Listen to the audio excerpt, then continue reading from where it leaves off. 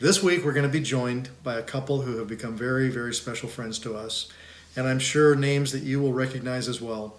Our guests tonight are Dr. Larry and Rachael Crabb. Actually, it's through Rocky that I was first introduced to Larry and Rachael, and they became friends over 15 years ago, so why don't you introduce them? Well, I initially started reading a lot of his books, and I wanted to attend something he calls the School of Spiritual Direction. And so we met Larry and Rachael years ago because I attended this school, and then at the last minute, Rob decided to come along with me, and we weren't doing really well in our marriage at that point. I didn't want her to go meet this Larry Crabb guy all by herself. Yeah. So even though we didn't go for that reason, it became a significant shift point for our marriage. And he really intersected in our lives and started the ship turning in a different direction. So since then, we've benefited from so many of his books, just personally and relationally, and what we use in counseling. But by way of a formal introduction, Larry Crabb is a Christian counselor, author, Bible teacher, and seminar speaker.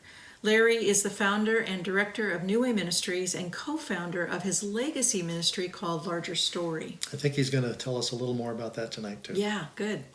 Larry offers week-long schools of spiritual direction throughout the year, and he's currently the scholar in resident at Colorado Christian University in Colorado. He serves as the spiritual director for the American Association of Christian Counselors, and Larry has authored more than 30 books. I think we have all of them, including 2 Gold Medallion Award winners, Inside Out and Understanding People. Now, Rachael is equally gifted and is a motivational and inspirational speaker, author, and ministry consultant, and has spoken for conferences and retreats worldwide for the last 20 years. She's authored the books Listening In, Building Faith and Friendship Through Conversations That Matter, The Personal Touch, Encouraging Others Through Hospitality, and several couples devotional. Larry and Rachael live in Charlotte, North Carolina, and have 2 sons that are married and 5 grandchildren. Great. So let's get into it. We just wanted to say welcome to Rachael and Larry Crabb. We're so glad you're here with us, and it's such a delight to see you guys again. Yeah. I can't believe it. Right. We were thinking that it's been almost 15 years ago that we met for the first time. Is that right? Really?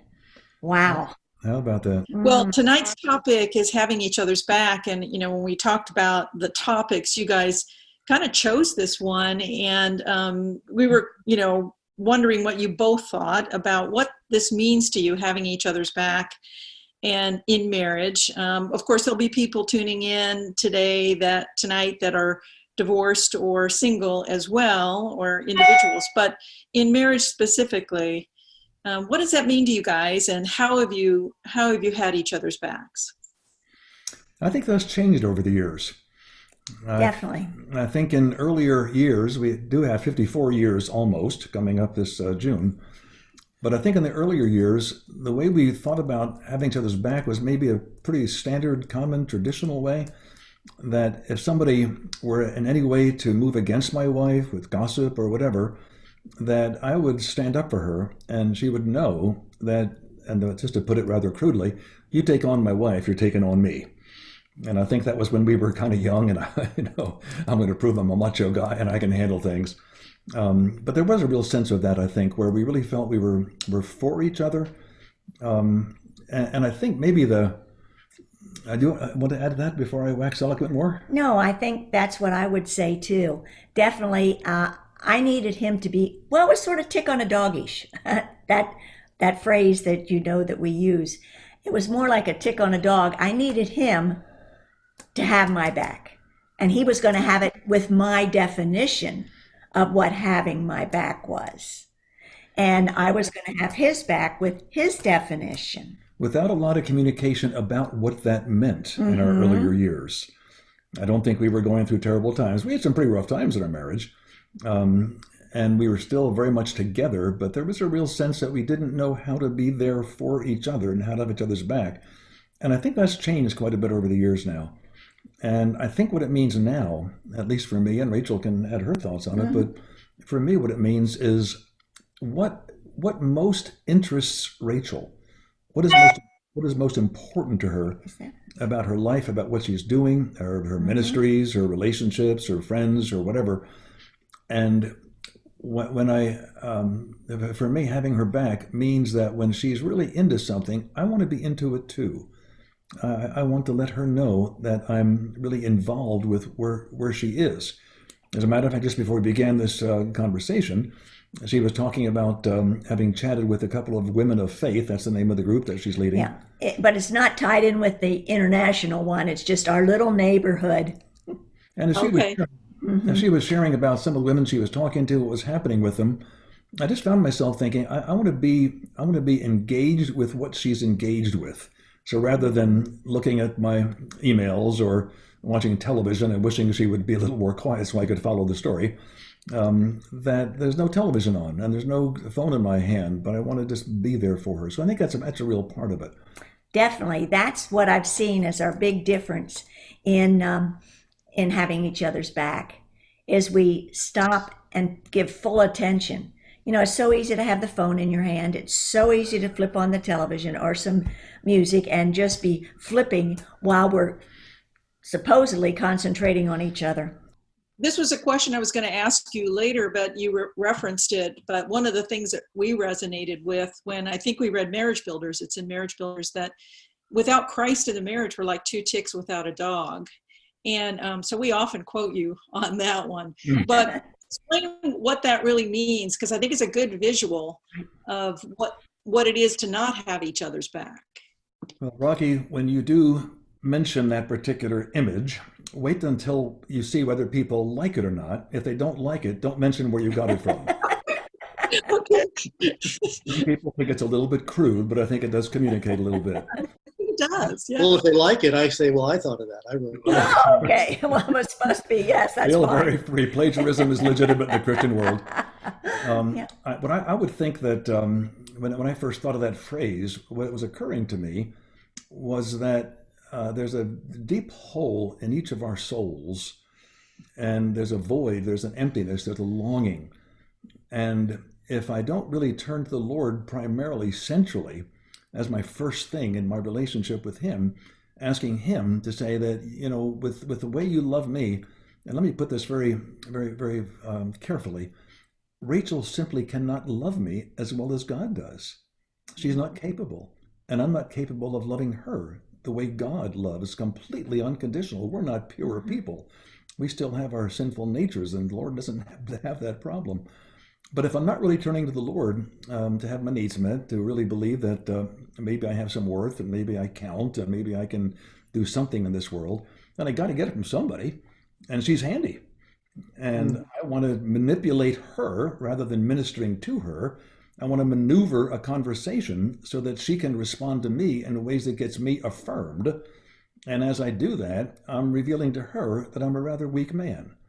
And I'm nothing more than a tick on a dog looking for someone who can fill me up and seeing to it that she does for my soul what she jolly well ought to do. And that sets the stage for incredible disappointment and conflict, because I'm demanding something from her which doesn't warm her soul at all. And no matter how well she does, and she does really well, but however well she does, it's never complete. So I'm always a little bit, to use a terrible phrase here, ticked off. And, and I think that's really the essence of it. It really is a matter of manipulation versus ministry. I'm really, rather than ministering to my wife, I'm using my wife. And whatever pleasure I can get from her, affirming me, telling me how glad she is to be married to me, I like hearing all that. But am I depending on it in a radical kind of a way? Then, as 2 Timothy 3:4 says, then I become a lover of pleasure rather than a lover of God. And if I count Rachel as my core pleasure, then I'm a tick and I'm making her a dog. But of course, the difficulty is, in most marriages, there's two ticks and no dog, and that brings the conflict. And you know, it's really rough when one person is putting all that pressure on you to come through for them. They're pulling something from it. It's the pull, you know, in the psychological terms, it would be a pull. You're pulling from someone to come through for you. And that puts a knot in the other person's stomach. Yeah. And you're walking on eggshells. And I felt for many years, and this is where we've had our conflicts, I felt I was walking on eggshells. Not that he ever got angry, he just... Yeah, at times I did. At times he did, but I got angrier probably, but just that pull that I couldn't handle. Let me give you one illustration of this. I was leading a conference for a church staff, and this had a small number of people: the senior pastor, a couple associates and elders, and some deacons, and the husbands and wives were there together. And I was talking about when have you felt most alive as a human being, as a woman, as a man? And one woman in her middle 40s, she teared up and she said, the time I felt most alive in my entire life was when I was elected the sweetheart of the best fraternity, the most important fraternity on campus. That made me feel alive. And when she said that with tears, her husband looked at her and said, now I know what's wrong in our marriage. And I said, well, I'm a little lost here myself. Tell me what you're talking about. And he said, you felt so alive when somebody moved toward you in that way. You've been pressuring me to do that, and I simply can't do it, and I haven't enjoyed being with you. I feel like I have to be there for you, and I'm not learning to release the fact that I want to be there for you because I'm feeling so pressured to be there. So that's what I think the gist of what I mean by the phrase "take on a dog." Mm-hmm. Well, it definitely resonated with us. And, we knew we were both wanting from each other really what God was supposed to provide. Mm-hmm. And it wasn't until you gave us that illustration that it made it clear. So we liked it. Well, the issue is a demanding spirit. Yeah. I'm demanding something of another person and I'm feeling entitled to it. That's a great formula to mess up your marriage. You talk a lot about being fully alive, and you even wrote a book, Fully Alive. And so what does it look like in your marriage? What does it look like for you, Rachel, for Larry to be fully alive to you, and then vice versa, Larry, for you with Rachel? Mm-hmm. I think we came to a real decisive point when we were married 34 years. And that's a long time to be married, and come to a point where we decided to go and talk about things that were mission statement, making a personal mission statement and a joint mission statement. And we went and took chairs and we sat for our 34th wedding anniversary up on a hill over in the mountains overlooking the lake. And we sat there and we said, for a couple hours, many hours, yeah. Mm-hmm. And we took our paper and pencils and we wrote out things. And the night before we had been at a party, and I had taken some party favors for this person's 50th birthday. And I threw conversation hearts across the table. And the host, the birthday boy, said, "That's just like Rachel." And Larry said, "Let's talk about what's just like you and what's just like me." And the result of that was we became very aware in a new way. It wasn't like a new thought, but it was a new depth of understanding. We're really very different people. Now, we have a lot in common, a lot of things that we share. We have shared certain tastes and that sort of thing, which is a good thing. But there's some ways in which we're very, very different. I would never think of throwing candy hearts on a table. That just wouldn't occur to me. That's not just like Larry. Trust me, it's not. But it's just like Rachel. And that led us to realize that we're very, very different. And I became aware, and I think maybe Rachel had less need to become aware of it, but I sure did, that when we were different, when I could recognize that there were some real differences, there was something in me that thought, you're really not right here. Let me see if I can help you. You're not, maybe in our earliest days, many, many years ago, when I listened to her pray, I didn't think she was praying right. And so I gave her instruction on how to pray. Oh, nice. After I gave that instruction, she wouldn't pray with me for 10 years. And that's really the truth. And I think we came up with the phrase. Rachel actually got the phrase, so you tell them what the phrase is. Celebrate each other's differences. Mm. And celebrate each other's differences has made such an obvious change in having each other's back. Yeah. Because I no longer said what having my back looked like. It was just celebrate my difference. Let's walk side by side and be together. But know that having the back means being with each other and listening to each other and having conversations, having questions, being curious. And all of a sudden, it changed the whole thing. Because to go to that party, we were backing out of the garage, and I remembered. You going to tell that, are I'm you, going dear? to tell the story. I remember that I had this bag of hearts in the refrigerator. And I said, hey, stop the car. When I got out, the garage, we were in the driveway. And I said, I want to run in and get something. And I ran in and got this bag of conversation hearts. And we got to the top of one of the mountains for this dinner party of about 12 people or so. And during the day, some of us had golfed together. And the guy at the one end of the table picked up one of the conversation hearts and said, pass this over to Rachel. And I was at the other end of the table. And it was, you are nice. Well, then people started passing hearts to each other. But meanwhile, when we backed out, Larry said, you really don't have to take favors. You don't have to do anything. You're not giving the party. And so And why are you making us late? I'm ready to go. I'm ready to go. Must I wait for you yet again? Yes. So that didn't start out real well that weekend. Not the best. I've heard you talk about being in a small group at one point and people with names that others would recognize in some of these groups. And there's a guy who was a professional comedian and he joked a lot and nobody could compete with his humor.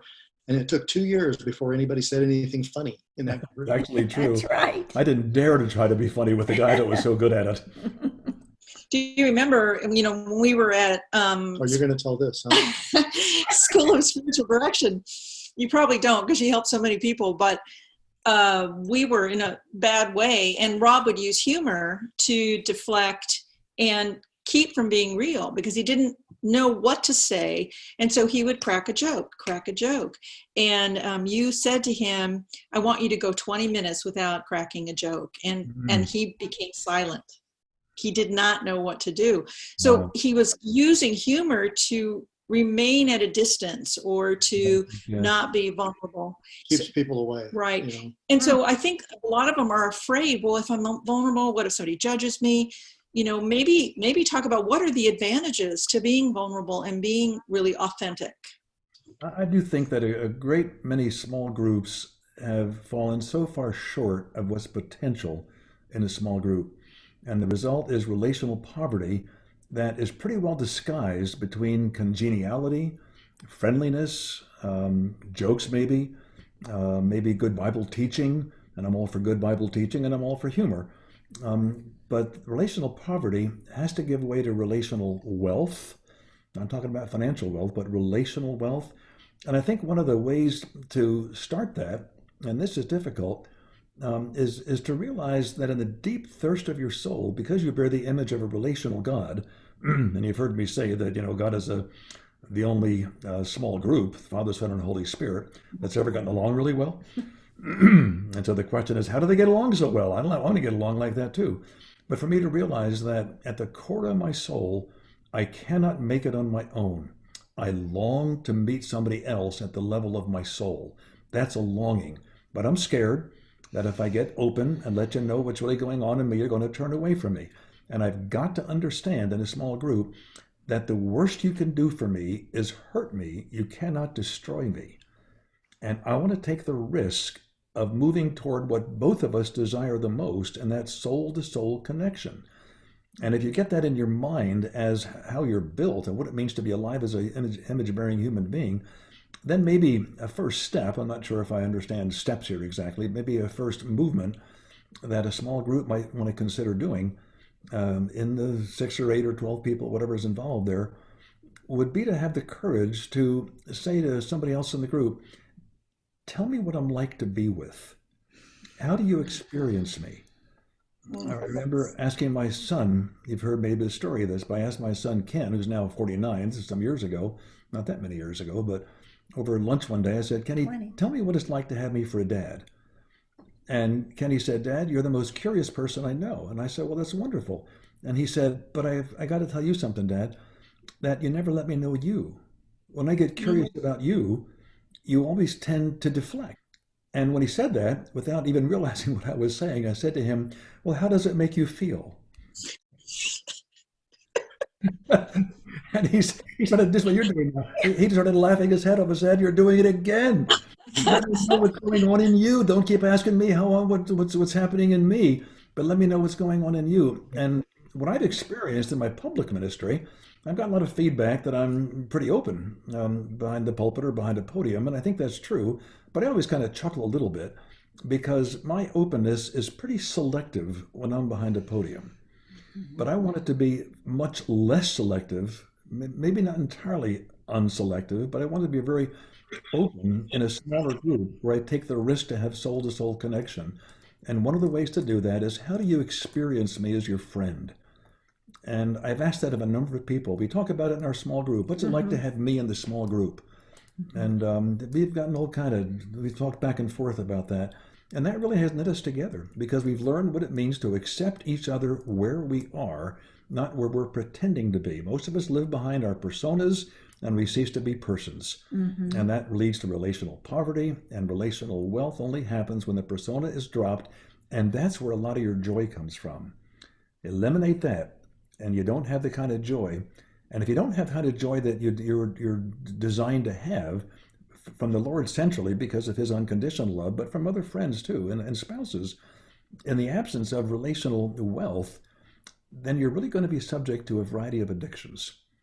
It could be sexual addiction, it could be whatever, sex, drugs, booze, whatever, but it also could be relational addiction. And as you were sharing earlier, Rob, or as Rocky was sharing about you in terms of the humor thing, that's a problem for me too. And that can be a part of a relational addiction. When I'm uncomfortable, say something funny, or maybe hide behind big words. I got a pretty good vocabulary. And so I use it to keep myself looking intelligent so that people don't realize that down deep I feel profoundly inadequate a lot of the times. Even as we started this conversation with the two of you, I was just sitting in my chair a little while ago and just praying about it and saying, Lord, you're aware, I know you are because you're aware of everything, but I have some insecurities. And I don't want to get in a conversation with Rob and Rocky where I try to look good. I'd like to be real. Give me the grace to be a little more like that, Lord, as even as we chat together. Yeah. Yeah, we're talking to a lot of couples virtually, from our home, counseling them. And at this time, I kind of say what, stress causes people to regress. They're stressed and, we're hearing a lot more complaints, and they're not able to be fully alive with each other or even celebrate their differences. It seems like those differences are dividing them. So, Rachel, is it possible to convey the things that that irritated you about Larry, or do irritate you about Larry? That what's the process you do I have an of appointment. I'll self? leave for a few minutes. He needs to leave, he says. What was the process you go through to celebrate it, or to let it go, or to surrender that to the Lord, or what do you do? Because what we're hearing is they're kind of picking apart everything that they don't like about each other. Well, I think that was my tendency.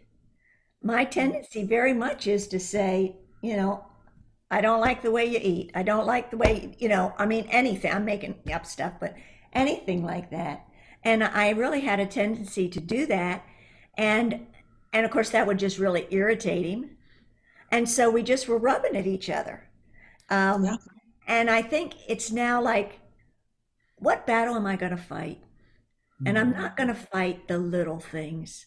Life is so short. And when you get to 75 years old, which we are, you say, wow, why would you pick on little things? So I eat too fast, big deal. Yeah. So, So you eat too slow, big deal. yeah, it was just one of those things. He would get up and leave the table, and I would be stuck with one son. No, one son and I would sit. And we even had, when the boys had company over, Larry would eat and leave. He didn't come from a table-sitting family. I came from a table-sitting family. There's a difference. Right. And of course, I was a big family. I'm one of 5. So you had lots of people you had to wait for to finish. And Sure. Yeah, again, your point, though, again, to your point of these things come out of our experiences. It's the things that we saw, heard, and experienced growing up. What are the stories that were created in our lives that all of a sudden became belief systems? And that became the way it should be done. Mm-hmm. And that's the way families do it. That's the way parents do this. That's the way husbands and wives do this. Mhm. And you buy into that and you have an expectation.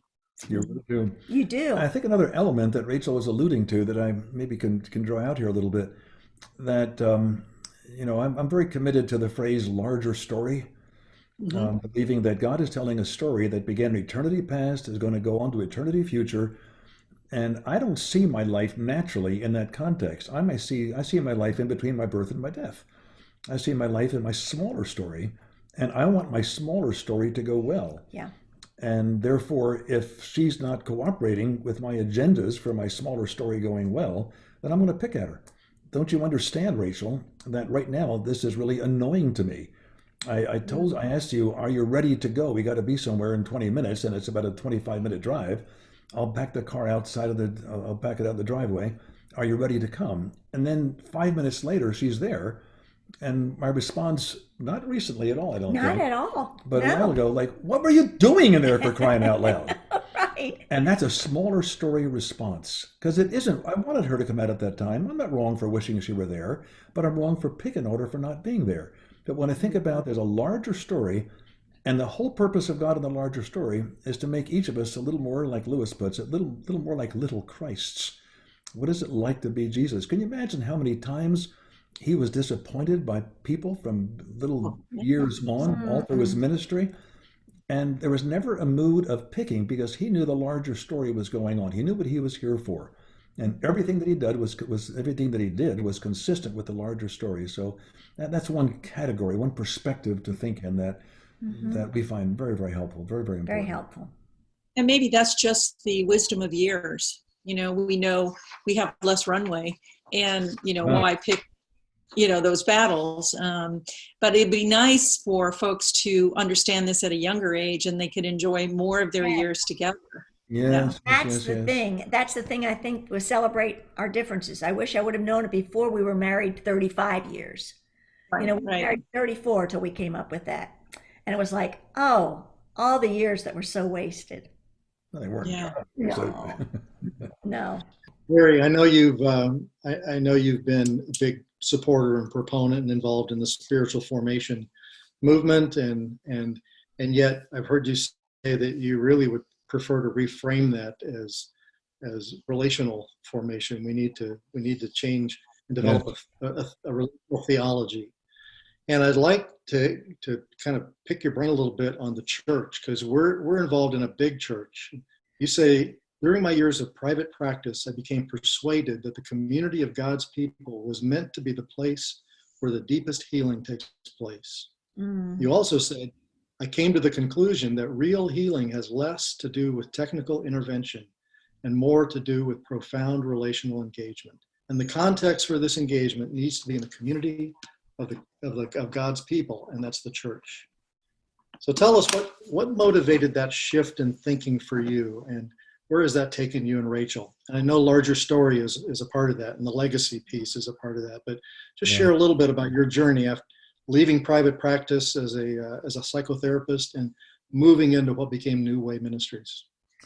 Well, I did spend 10 years in private practice, and I don't regret those years. And I think private practice is a very legitimate thing to do. But the thing that struck me in my years of private practice, I just got out of the PhD program at the University of Illinois, and I was licensed as a clinical psychologist. So I have all these fancy words that I can use, and all the diagnostic categories and all the different modalities of therapy that I was considering. But what struck me in the course of my 10 years in private practice was some research that was done that became very alive as I was encountering people. And the research was saying that and this was done by some secular people, that what really produces the greatest change in somebody else is not dependent on the kind of therapy that's practiced, it's the kind of relationship that's offered. And when I read that from secular psychology, I was kind of blown away. And then I began noticing that the people that were coming back to me after a number of sessions and things were going well, I always was so thrilled when things were going well. And because I do get kind of curious, professionally curious back in those days, I would say, can you help me know what did I say that really helped? And almost unanimously, the response was, well, it wasn't much that you did. And I'm thinking, wait a minute, I'm pretty good at this. I understand psychoanalytic therapy. I understand dynamic therapy. I understand cognitive behavior therapy. Give me a break. I'm pretty good at this. I didn't say that, but I thought it. And the responses was, Larry, it just seemed to me that you really wanted to know me. You listened to me, and I felt like I had some value. And that just began making a difference within me. And I'm going, oh. And then I thought, that didn't require my PhD. I went through 5 years of graduate training in clinical psychology. Not once did I hear the word love. That wasn't part of the ingredient. That wasn't necessary. It was technical skill as opposed to relational connection. And that was when I left private practice and said, I want to do what I can to wake up the church to the possibility of far deeper healing that can happen in a professional therapy office. Now, that has their place. I'm not knocking it, but I'm saying there's something far more central than technical expertise. I was really pretty good at being a psychotherapist, but I came to realize that whatever skills I have in that area weren't the point. And I've done a lot of thinking on Hebrews, where is it now, 10, 23, and 24, where the writer of the Hebrews is saying, I want you to constantly be aware, pay diligent attention to what's happening in the other so that you can stimulate them to release the love that is within them because of the gospel and to good deeds. I did a whole weekend conference on that a while ago to a church, and I'm very taken up with that. And I want to see the church become aware of the importance of relationality, but at a far deeper level than just congeniality and kindness. And nothing's wrong with kindness and congeniality, but how about exploring each other? How about being alert to what's happening in the other and seeing if you can pick up in your conversation with somebody else something that really is reflective of the Spirit of God in that person's soul. Because if they're Christians, there's going to be something that's going to show. And then you kind of mention that. You stay alive to it. You talk about it. You let them know the impact that they're having on you by that kind of a comment. And that kind of thing just has to be thought about more in our church. And I really think that we've become one of my favorite phrases, that is a little bit critical, but one of my favorite phrases for what's maybe wrong to some degree with our good churches is premature contentment. We're content with where we are relationally when there's so much more that's available. Rachel and I have more than we've had before. We still have yet to have more. I've got a couple of good guy friends, and when I'm with them, I come away absolutely energized. I might walk in tired out of my brain, but by the time I've finished this 2-hour conversation at Starbucks with Steve, or with Jim, or with Tripp, or a very good woman friend of mine, Mimi, who was our pastor for a number of years, every time I have a conversation with these people, I come away so energized because there's relational wealth when two souls connect. We got to get a vision for that. We got to believe it's possible. Mm-hmm. Yeah, one of the skill sets we're going to be offering to them after we close this, and we want to give them some practical advice too, for a couple, but it applies to a group as well, is validation. And when I use that word, or when we use that word, it's really just more the listening skill of saying, I hear you, I'm with you, I'm dialed in. That's what I experienced with you years ago, is before you ever tried to slap a verse on me or challenge me to something or tell me what to do, you just clearly labeled and told me, validated me and said, I can see this is hard for you. I can see this is really tough. You didn't end there. And you called me to something higher, but you started there. And so I'm wondering what you would say about that, about validation, and then what goes beyond that to calling them to something higher. Because I think if you had just called me to something higher, I might not have listened. But because you validated first, I was open. Mm-hmm. Does that make sense?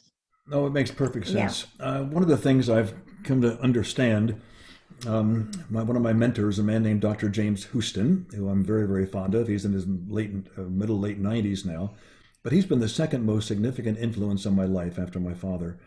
And one time we were together, and he likes me to call him Jim. He's Dr. Houston to me, but he's Jim. And he said, "Oh, Larry," we were in the car together. We were very quiet for a bit. And out of the blue, Jim said, "I think the problem with most Christians is a lack of porosity." And I sat there and thought, what is this man talking about? And porosity, I never heard the word. I said, "Oh, you mean porous? You mean like open?" And he said, "Oh, yes, that's what I mean. I want people to be open." And what that led to in me was to take the word "with" and put it in 4 capital letters, WITH, with, and make it such a huge word. And that's my understanding of validation, that I want to be with you. I want to hear where you are, and I'm coming at you not with judgment, but with possibility. Yeah. And when I get angry, I'm angry because you're blocking your own joy. It's not that I'm really angry and fussing at you. What are you doing that for? Why don't you stop it? Don't do it that way anymore. That's something I don't think there's very little place for that to ever be said quite like that. But when there is a sense of withness, and somebody else senses that I'm with them because I'm for them, and I'm wanting to hear whatever's going on in them, and then I'm looking for things that maybe I can suggest that goes beyond validation into some things to think about that might lead to repentance and release. If there's something that is wrong, don't think of it as just a bad habit. Think of it as sinful. And I really think we've lost the art of repentance so much in our church because we don't really think about ourselves as sinners. We just make mistakes, and it's because that's how we, that's our background, whatever. And those things have factors, of course, but they simply shape our flesh, and they lead us into certain sinful patterns. So, but rather than being against you because you're sinful, I want to be for you because there's something far deeper in you than your sin. And I want to release the humanity in you. I want to see that released. I can't release it, but I want to see the Spirit release it by first validating you, being with you, and then pointing out what's alive in you and what you really are thirsty for. The word thirst has become a very big word in my vocabulary as well, because I can guarantee you, if I'm talking to a believer, your deepest thirst is not to get your husband to be nice to you. Your deepest thirst is not that your kids turn out okay. Your deepest thirst is not for your wife to respond in certain ways. Your deepest thirst isn't to make money. Your deepest thirst isn't to be healthy. All those are legitimate thirsts, but they aren't your deepest thirst. Your deepest thirst is to bring delight to God by putting on display the relational nature of Jesus. If we can get a hold of that and believe that really is in me, then maybe I can get a vision for what it might look like to have that released just a little bit more. And the way I react to my wife and the way I react to my children. Both of my sons are wonderful. They're walking with the Lord, and I'm thrilled with both of them in a lot of ways. But both of them still drive me nuts in all kinds of ways. And and Rachel drives me nuts. I drive myself nuts. We drive each other nuts. But the core issue is that there's something alive. And what's alive in me because I'm a Christian is really something good. Remember when I wrote Inside Out? I wrote that book a long time ago. And some of the negatives on it were, man, you're so negative. You're talking about sin all the time. So I added a chapter. And I think the chapter, I forget what I titled exactly, but there's something good beneath all that's bad. And talking to unbelievers, those that people don't know Jesus, they still bear the image of God. And there's still a potential for them, if they meet Jesus, to become lovers in a very meaningful way. But we've got to be so patient with ourselves. Growth is slow. I'm 75 years old, been a Christian since I was 8 years old, and I really believe, and this is not false humility, I really believe I have further to go in my spiritual formation and my relational formation than I've already come. You said if I ever publish my autobiography, I'm going to call it Sovereign Stumbling. Yeah. I don't know if that's ever started or if it's happening yet, but I love the title and I can't wait to read it. But you might have to wait a bit, I'm afraid, Rob. I think that might put a little fire in him because he's writing things for the larger story. He's writing things for that bit, and I think that would be a great one, Sovereign Stumbling. I just finished a book called Waiting for Heaven, Freedom from the Incurable Addiction to Self. And the idea is, if I realize, according to C.S. Lewis, that I have an inconsolable longing in my soul, I have a thirst that will never be fully satisfied till I'm with the Lord. And if I wait for heaven for my full satisfaction, then I can be released from demanding anything now, still wanting much now, but not demanding it. So that's the incurable addiction to self. I'm now writing a book called Off Track. Am I off track in becoming more of what God wants me to be, or am I on track? And what is the difference, and how do I know? But the sovereign stumbling, I really do like the title. I I really think it's do. great. It's my journey. I Yeah. stumble, and somebody said years ago, I forget who it was, he said, the Christian life is a matter of falling down 1,000 times and getting up 1,001. And that's pretty much describes my journey. There's not a day goes by that I don't have reason to repent in terms of relational sin. I don't watch pornography. I've never cheated on my wife. I don't rob banks. I don't do all those big, ugly, bad things. But I do enough to deserve condemnation every day, but I'm not condemned. But when I do something that falls short of the relational glory of God, I want to repent, and that gives me some opportunity to release what is deeply alive within me, which is my thirst to delight the Father by relating like his Son in the power of the Spirit. I'd say in general, Larry, not just to, tell you, compliment you for no reason, but I'd say for sure, both of you, but certainly sitting under you at School of Spiritual Direction, you made me grow up. You made me look at the larger story. You made me not just be complacent with feeling good. And I think you asked me one time, what was the problem in our relationship? You said, Rocky, what is the problem there? And I said, I just don't want to hurt anymore, which seems legit, Sure. and I hear that a lot. And you very kindly said to me, no, you're judgmental. And I went, oh, Yeah. It's, but you did call it into, I knew that at my deepest level. I just wanted to offload all my pain onto him, that he was the reason for my pain and not my own sin and my own actions. And that's the thing we see in couples is when they start looking at what they can receive selfishly as more than what they can give, then they are not displaying the character qualities of Christ. And I know that comes naturally. And so I guess to close is, we know we can't do this on our own. We know this is a supernatural thing. I naturally want him to meet my needs and, be there for me. So just kind of in closing, say, how do you do this in the power of the Holy Spirit? Because apart from him, we can do nothing. So That's right. giving them some hope to carry this out. Both of you can both answer it. you have 2 more hours? That's a big one. That's a big one. I actually do. I wish we could. I know. Rachel, do you have a response to that? No, I'd rather hear yours. He puts things together better than I do. Oh. We're not going to be dependent on the Spirit until we recognize why we're dependent on the Spirit and what we're dependent for. I used to hear, and I was raised in a strong Christian home, went to a good Christian church and all that. And what I would hear all the time was, you got to depend on the Spirit. And I didn't know what that meant. And did that just mean that I'm kind of a leaf lying on the ground waiting for some wind to come along and move this little leaf away? Do I have any part to play in all this? And depending on the Spirit? And I think they're really, to use an old-fashioned phrase, it still has something legitimate about it. You've got to come to an end of yourself, but the word self is all important there.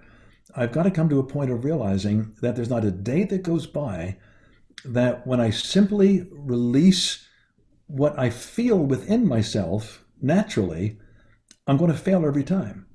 And until I recognize that my impact on another is not what I really deeply long for it to be, then I realize my desperation. Let me give you this real quickly. You remember the story in Luke 22 in the Gethsemane when the Lord was asking to the Father, is there a way to accomplish your purpose without my going to the cross? And as he was really struggling with that in a big, big way, an angel came and strengthened him. Only Luke mentions that. And I would have assumed that if an angel came and strengthened me, when the angel came and strengthened the Lord, that the result would be he'd feel stronger and he would get up and he would say, let's get on with it. But after he was strengthened, he fell to the ground, and that's when he wept great drops of blood. And I suspect that the angel was coming to tell Jesus that the answer from your Father is no. There's no way to escape the cross. And that put him in such a desperate position that all he could do was depend on his Father's will and on the power of the Spirit. When have I become desperate for the power of the Spirit? Until I'm desperate for the power of the Spirit, because the way I'm impacting people is not what I long for. When I'm desperate for that, then I believe that there's going to be something supernatural coming out of me that will be dependence on the Lord, on the Spirit of God, for me to move in the direction I so thirst to move in. And that's only a quick answer. There's so much more to it, but that's Yeah. at least a part of it. Well, Thank you. yes. Well, you're right. We could talk on and on and on, and we could close down coffee shops every night. I think just being with you, because it's so. When you talk about thirst, I think my thirst has been quenched just in this brief time to reconnect with you and to be able to share, I think, a joyful conversation with a brother and sister that we love dearly. So And you've back been. back at you guys. That was very delightful to be interviewed by you today. I would call this spiritual fun. Yes, Nothing's wrong with it. that's right. Well, we will follow up with you later. And Thank is there you. anything you'd like to share about directing people to what they can get from Larger Story, or anything that they should tune into or take advantage of? Well, I would urge people to tune in to largerstory.com. That's their address, largerstory.com. And they really have a lot of material there, a lot of my material, and a lot of things that are available only through Larger Story. I'm doing webinars, I'm doing sermons on Saturday night, and I've written a bunch of articles, and they've kind of gathered everything I've ever done over the last 300 years, is what it seems like, and making it available to people. And they have a lot of other things beyond just my thinking. They have some other really good people that are thinking well and coming up with resources to what does it mean to live in the larger story and to find the joy that's available in that. So largerstory.com is a place to go. The book Waiting for Heaven is coming out this summer, and we're taking pre-orders now if anybody's interested in that. It feels to me, I don't want to boost myself here, but it feels like an important book that meant a lot to me as I wrote it. Waiting for Heaven. So that's available for pre-order now as well. We just appreciate you guys so much. Thanks for joining us, and I hope we get to talk again soon. We love you. Thank you. Sounds good. Love you We too. love Bye you too, bye. folks. Great being with you. Bye-bye.